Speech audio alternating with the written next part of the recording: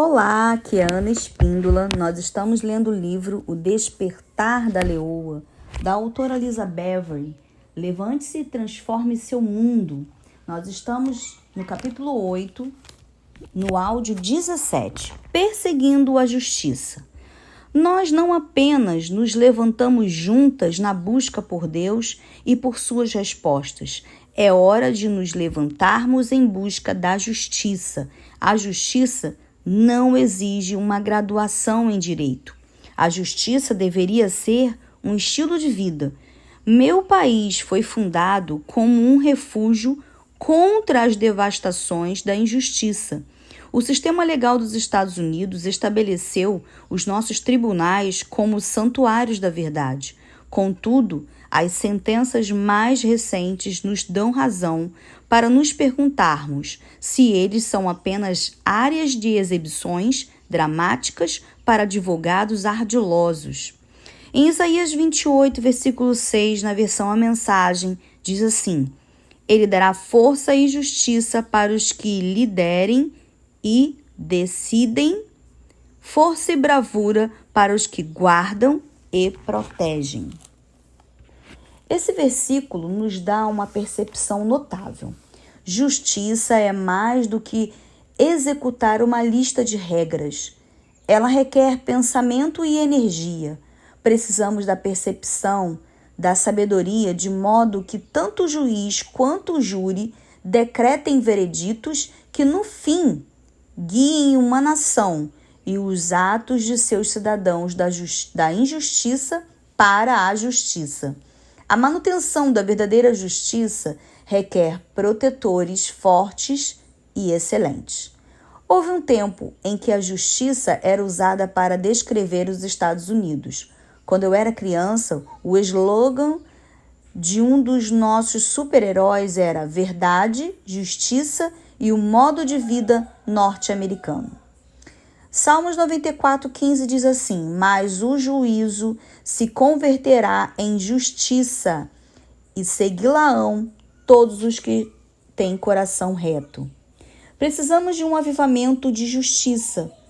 Temo que o nosso poder judiciário tenha perdido o seu senso correto de juízo. Corações virtuosos perseguem a justiça. Quando seu coração é reto, a injustiça se torna abominável para você. Isso não se limita ao poder judiciário, deveria abranger todas as áreas da vida. Enquanto esperamos que o governo, a igreja ou outra pessoa transforme o errado em nosso mundo incerto, mulheres e crianças estão morrendo. No mínimo, creio que todos nós podemos concordar que justiça envolve resgatar as crianças do perigo. Usando a sua proeza, as leoas trabalham juntas para proteger os filhotes do bando. Se os filhotes forem ameaçados, a leoa torna-se uma guerreira estratégica. Assisti a um documentário que mostrava uma cobra perseguindo, posicionar-se dentro de um bando de leões. As leoas permaneceram calmas, embora uma cobra mortal estivesse no meio delas. A reação delas foi uma evacuação calma, ordenada e imediata dos filhotes para um local seguro. Cada uma agarrou o filhote mais próximo pela nuca e rapidamente estabeleceu uma distância entre os seus pequenos e a serpente letal. Uma leoa ficou com os filhotes enquanto as suas irmãs voltaram para juntar-se àquelas que ficaram para trás para acompanhar os movimentos da cobra. Fiquei impressionada ao perceber que aquelas leoas foram sábias o suficiente para não atacarem uma cobra tendo os seus filhotes nos arredores. Os filhotes não apenas estavam em risco, eles estariam no caminho. Com os filhotes a salvo, era hora de confrontar a cobra. A abordagem instintiva das leoas foi altamente tática e estratégica. As leoas são tremendamente protetoras, com todos os filhotes do bando. Uma leoa não porá em risco o filhote de outra leoa, tanto quanto não porá em risco os seus. As leoas não caçam juntas apenas, elas criam os filhos juntas.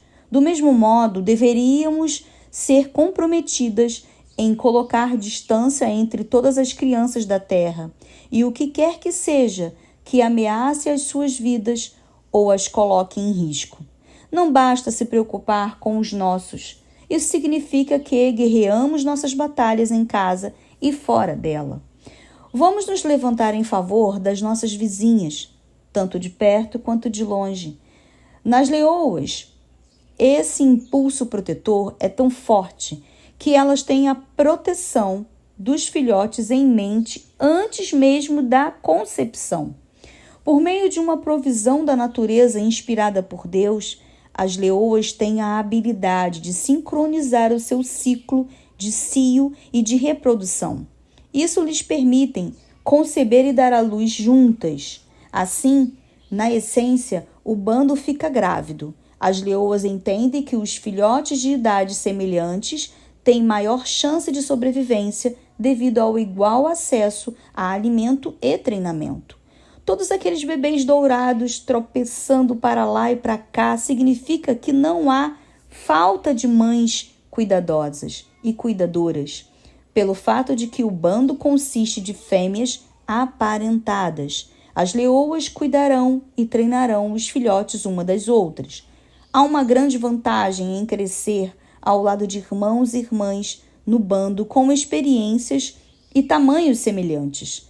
Isso significa que há ritmos semelhantes nos padrões de disputas, alimentação, descanso e brincadeiras que, no fim das contas, se transformam em níveis de habilidades complementares. As leoas treinam seus filhotes sendo modelos do que é correto. Na selva há pouca margem para erro. Se os conjuntos de habilidades não forem transferidos, a sobrevivência dos filhotes é ameaçada e o legado do bando é comprometido. As leoas aprendem a caçar com a brincadeira. Enquanto ainda são filhotes, elas aprendem os elementos. As mamães leoas ficam deitadas enquanto seus pequenos brincam e lutam. As mães também juntam-se a eles. As leoas não apenas lutam com os filhotes, elas também brincam entre si. Elas permitem que os filhotes sintam-se poderosos enquanto eles tropeçam, se engalfinham e pulam para lá e para cá. Se eles vão longe demais, a mamãe leoa está sempre por perto para dar um rosnado ou uma patada naquele que ficar de fora do seu controle. Todo esse tempo de brincadeiras saltitantes serve a um propósito, pois ele enfatiza os pontos fortes de cada membro do bando. Deus ama quando rimos e nos envolvemos em atividades de recreação. Poderíamos dizer que quando brincamos, nos envolvemos em recriação. Em Salmos 63, versículo 7, na versão A Mensagem, diz assim: sempre me defendeste, por isso estou livre para correr e brincar. Quando aprendi que as leoas concebem e dão à luz juntas, a fim de compartilhar a alimentação e o treinamento de seus filhotes, ouvi o Espírito de Deus sussurrar em meu ouvido: Lisa, toda criança merece ter a mesma chance de sobrevivência. Toda criança precisa ser protegida, alimentada, treinada e provida. O bem-estar das crianças da Terra é nossa função. Precisamos ser estratégicas em nossa busca por justiça para elas.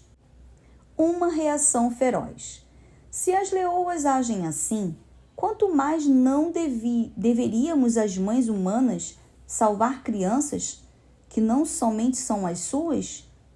Em Isaías 49:15 diz assim: acaso pode uma mulher esquecer-se do filho que ainda mama, de sorte que não se compadeça do filho do seu ventre? Mas ainda que esta viesse a se esquecer dele, eu, todavia, não me esquecerei de ti. É tão inimaginável que uma mãe possa se esquecer de seu filho que o Deus vivo disse, ainda que isso fosse possível.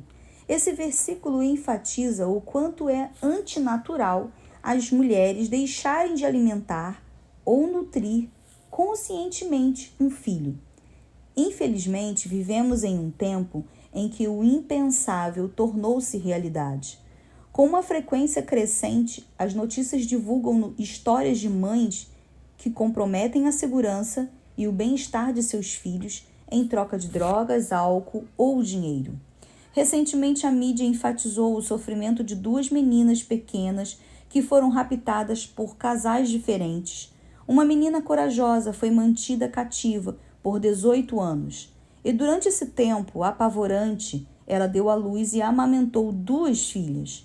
A outra menina foi raptada da casa de sua família e mantida presa por 9 meses.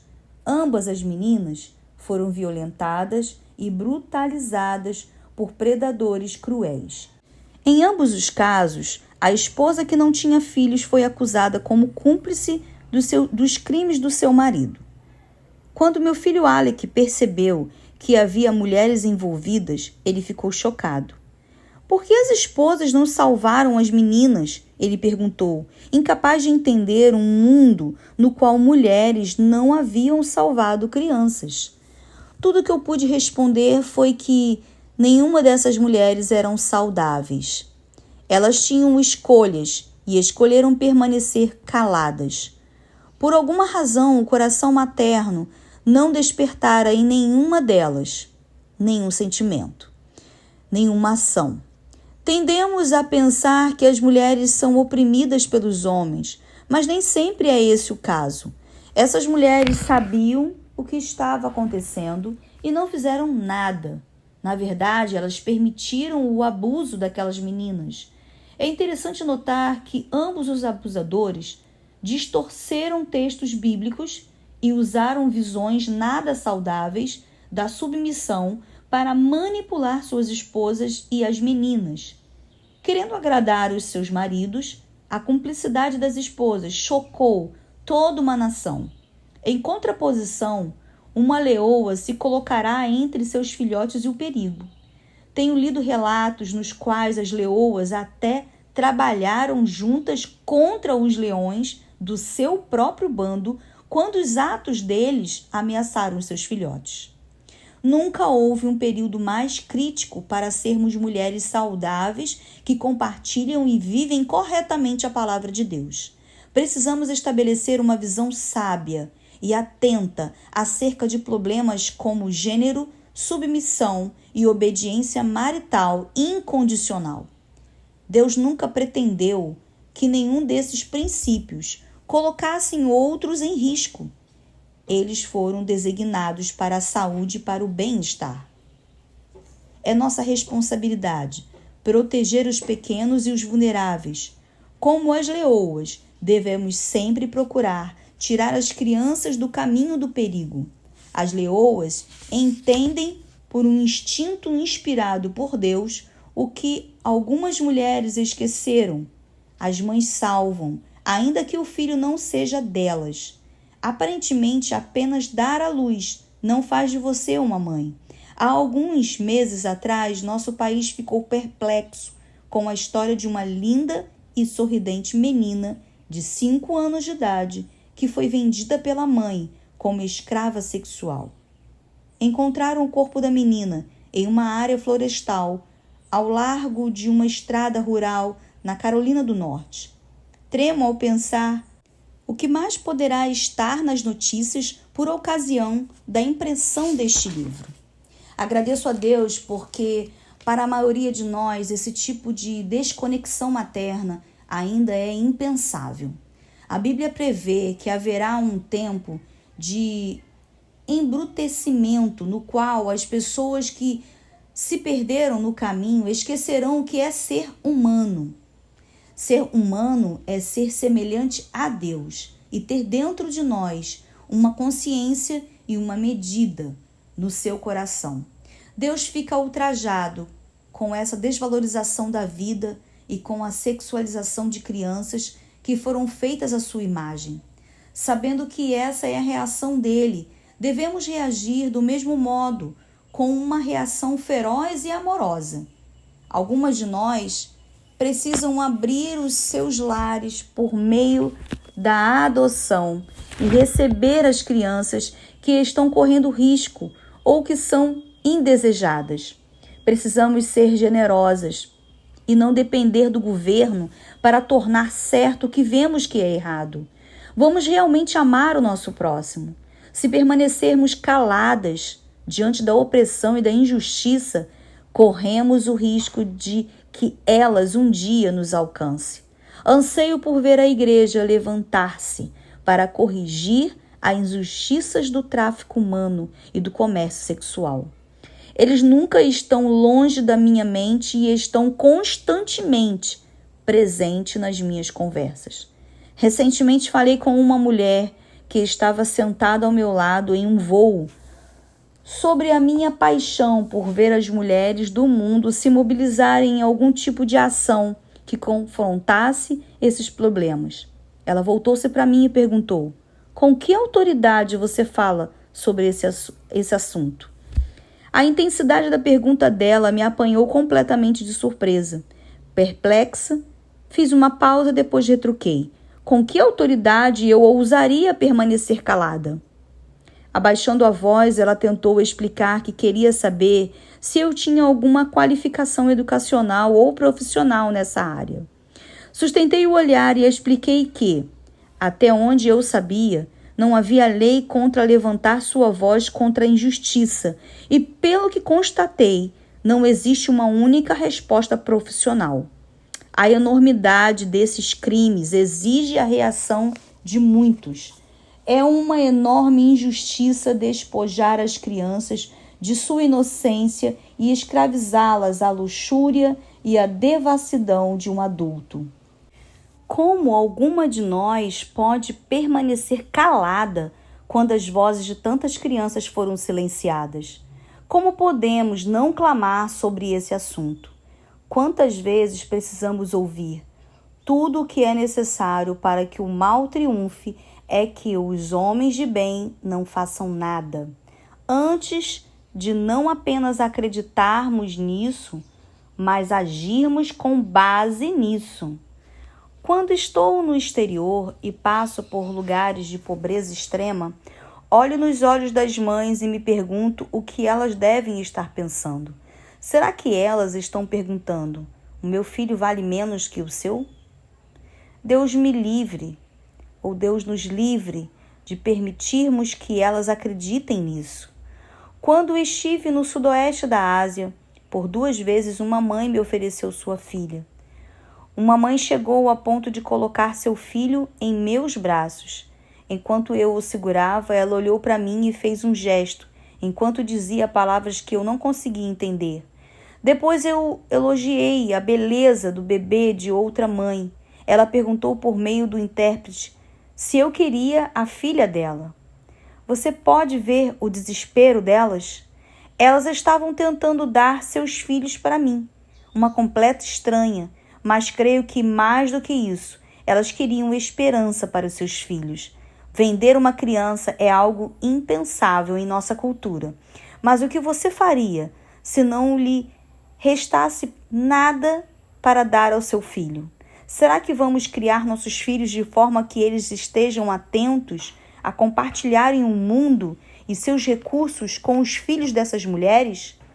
Creio que Deus quer que você e eu façamos exatamente isso e falemos desse assunto em nossos lares e com os nossos filhos. Salvando as crianças. Sim, há um sofrimento avassalador nos países em que a pobreza desnuda a alma humana, mas há batalhas a nível local que requerem a nossa atenção também.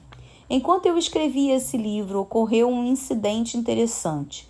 Tive um vislumbre de como seria a proeza estratégica se aplicada a um sistema educacional local. Tive um vislumbre porque meu envolvimento foi meramente uma visita.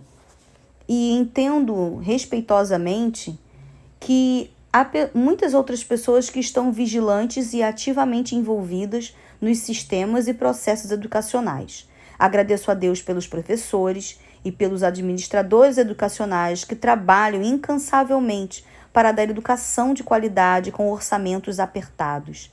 É por isso que há momentos em que eles precisam da nossa ajuda. Uma noite, em um dia de semana, meu filho mais novo, Arden, tinha uma leitura a fazer como dever de casa. Por estar muito cansado devido aos testes de basquete, ele perguntou se eu me importava em ler para ele. Ele estava com medo de adormecer se tentasse fazer isso sozinho. O restante da família estava na sala assistindo ruidosamente a um jogo de futebol. Então escapamos para o meu quarto. Enquanto líamos, eu ficava cada vez mais alarmada com o conteúdo do livro. Havia uma série de ideias sobre suicídio de adolescentes, vandalismo, abuso de cônjuges e filhos, violência, consumo de bebidas alcoólicas por menores de idade, alcoolismo, abandono parental e furtos em lojas. Quando eu pensava que as coisas não poderiam piorar, chegamos a uma passagem que descrevia uma cena sexual altamente censurável. Meu filho virou-se e disse: Mamãe, não quero ler mais este livro. Então ele me disse que havia outras passagens que eram igualmente ofensivas. O problema era que a leitura daquele livro era exigida aos meninos de primeiro ano pela matéria de literatura. Decidi que iria telefonar para a escola pela manhã e solicitar que fosse designado outro livro para ser lido pelo Arden. Na manhã seguinte, quando falei com a professora, ela concordou que Arden podia ler um livro alternativo para essa tarefa. Desliguei pensando que estava tudo bem, mas mais tarde naquele dia, algumas coisas aconteceram que me convenceram que eu precisava fazer mais. De acordo com a política da escola, devido ao seu material censurável, aquele livro exigia a permissão dos pais. Percebi que os outros pais não tinham ideia do que havia naquele livro. Afinal, a única razão pela qual eu estava ciente era porque eu tive que lê-lo para o meu filho. Sob condições normais, eu também não saberia. Era certo que somente meu filho estivesse protegido contra aquele conteúdo? Como esse livro construiria as perspectivas sobre pornografia, sexo, paz, álcool, roubo, violência e suicídio para os outros meninos da turma? Sabendo o que eu sabia, eu podia permanecer calada? Não era minha responsabilidade proteger as outras crianças e pais também? Escrevi um blog para conscientizar as pessoas sobre o conteúdo e consegui apoio para alertar a escola de que eu não estava sozinha em minha preocupação. Em menos de 24 horas, mais de 500 pessoas, muitas delas educadores, responderam dizendo que também acharam o livro inadequado. Algumas eram mães que estavam ensinando seus filhos em casa e que disseram que esse tipo de coisa era exatamente o motivo pelo qual elas retiraram seus filhos da escola pública. Eu não estava questionando o direito de o autor escrever a sua história. Minha preocupação era que esse livro fosse exigido como leitura para a criança de 14 anos. Esse livro defendia a pornografia. O tráfico sexual tem início com a pornografia.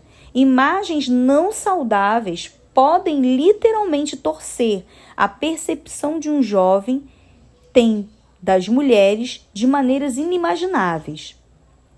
O livro em questão dava a ideia de que a pornografia aliada à masturbação era um comportamento normal para meninos de 14 anos. A pornografia tem o poder de criar uma mentalidade que subjuga e enlaça suas vítimas, tanto homens e mulheres.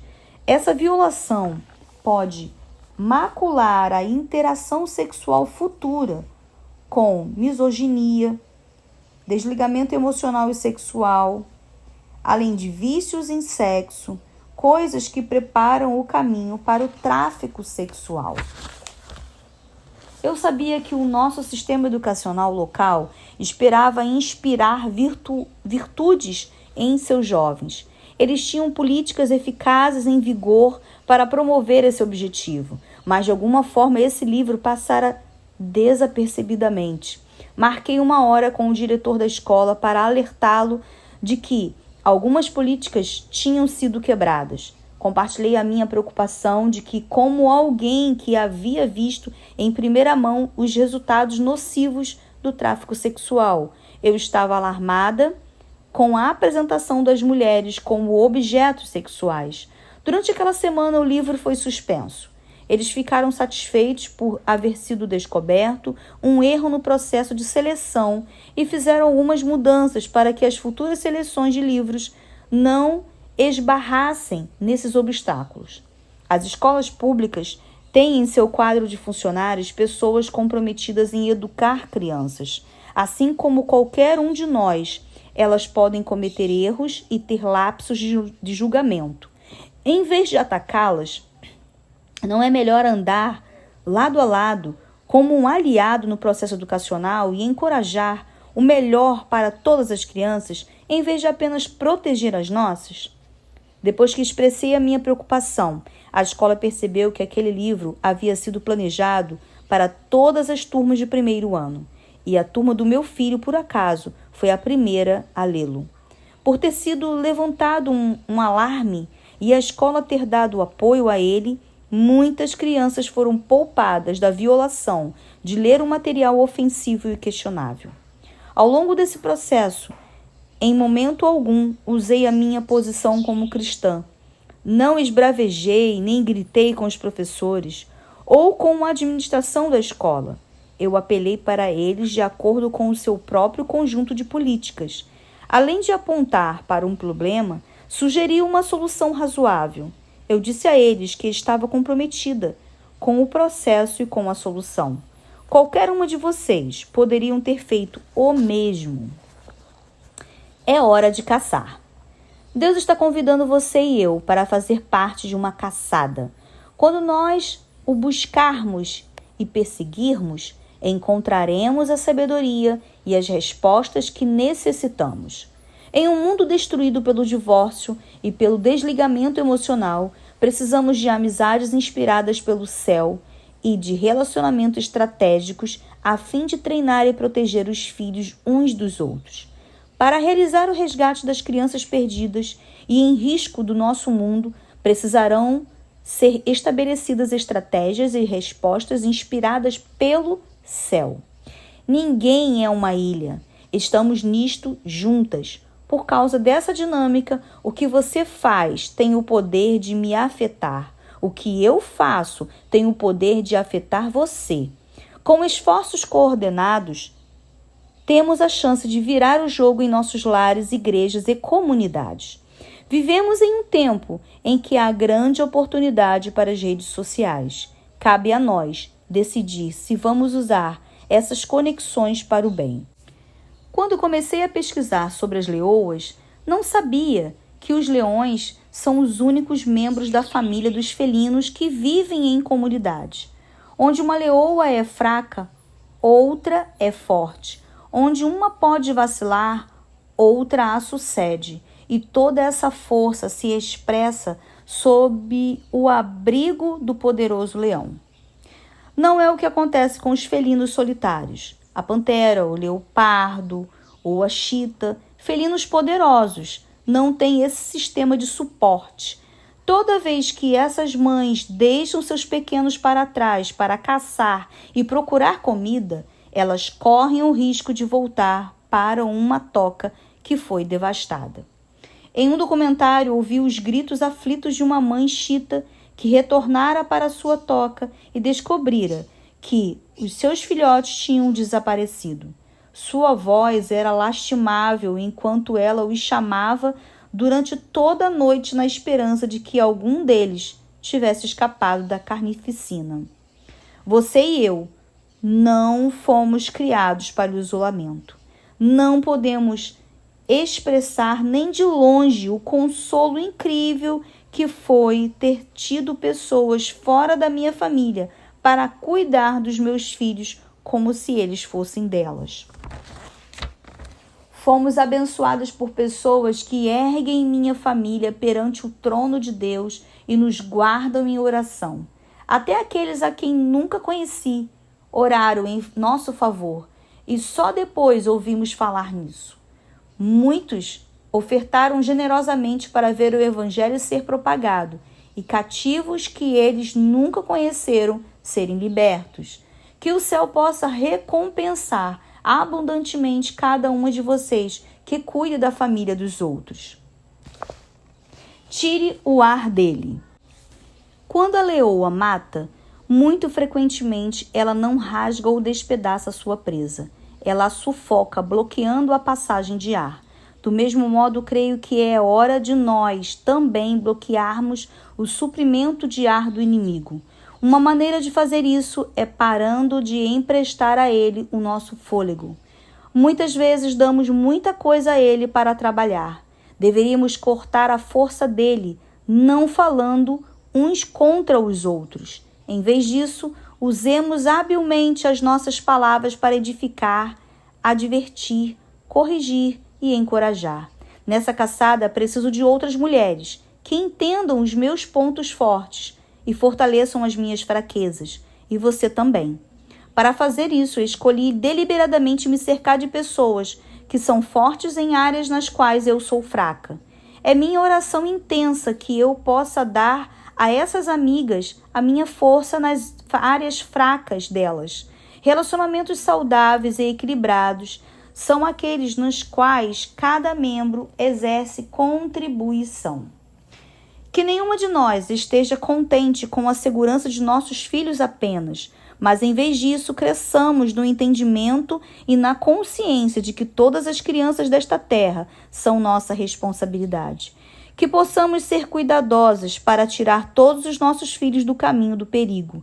Que nenhuma de nós imagine que a influência local não tem o potencial de exercer um impacto de longo alcance. Que nenhuma de nós acredite que o nosso papel é sem consequências e que nenhuma de nós imagine que podemos conquistar o mundo sem ajuda. Filipenses 1, versículo 27 e 28, na mensagem, versão a mensagem diz: permaneçam unidos com uma única forma de pensar, esforçando-se para levar o povo a confiar na mensagem, nas boas notícias, sem se acovardar ou se esquivar diante de alguma oposição. A coragem e a unidade de vocês mostrarão aos nossos opositores o que virá pela frente. Derrota para eles, vitória para vocês, e tudo por causa de Deus. Juntas, podemos ser estratégicas.